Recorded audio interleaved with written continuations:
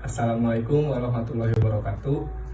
Nama saya Rifki Syangakri dari kelas D, Prodi atau jurusan Ilmu Hukum UIN Bandung. Saya akan sedikit menjelaskan hal dasar mengenai akhlak.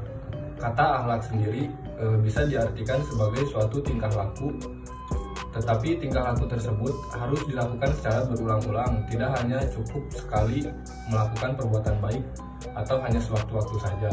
Seseorang dapat dikatakan berakhlak jika timbul dengan sendirinya didorong oleh motivasi dari dalam diri dan dilakukan tanpa banyak pertimbangan pemikiran, apalagi pertimbangan yang sering diulang-ulang, sehingga terkesan sebagai keterpaksaan untuk berbuat.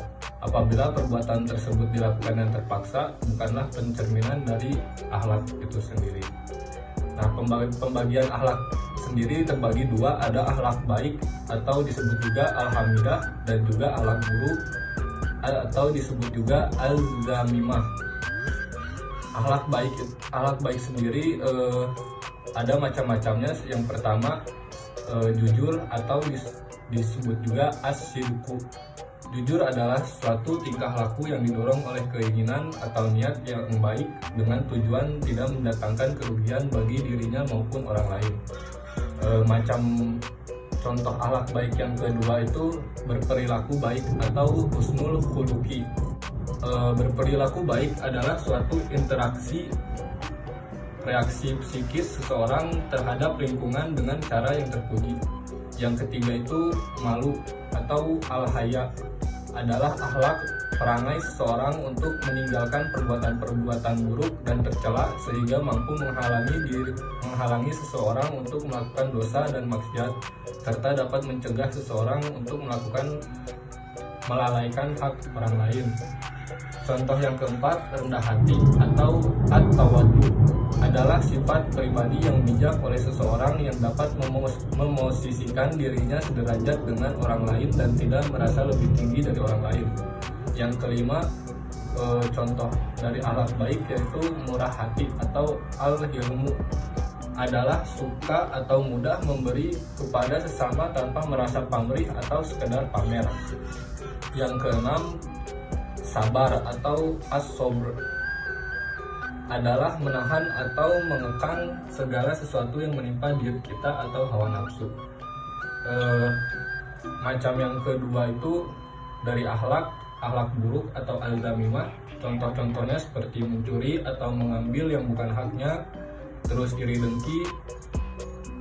Yang ketiga, membicarakan kejelekan orang lain dan membunuh ataupun segala bentuk tindakan yang tercela dan merugikan orang lain.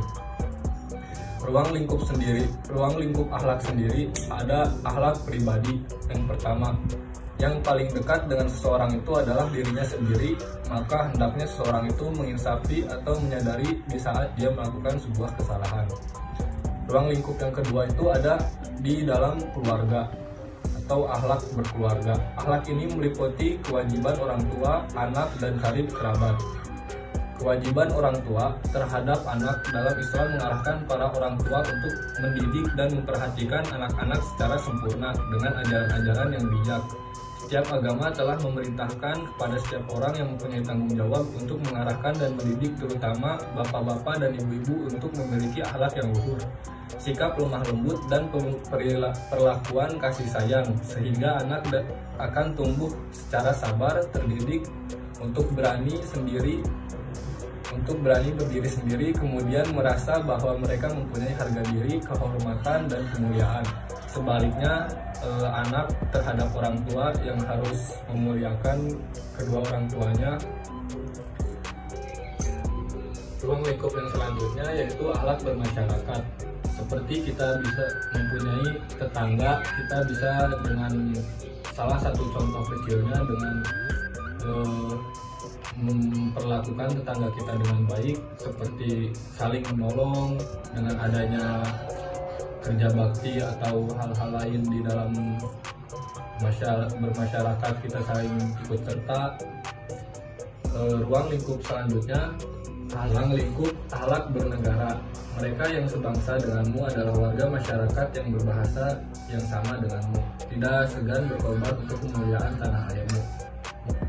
Mungkin sekian penjelasan dasar dari akhlak. Mohon maaf jika ada salah kata. Wassalamualaikum warahmatullahi wabarakatuh.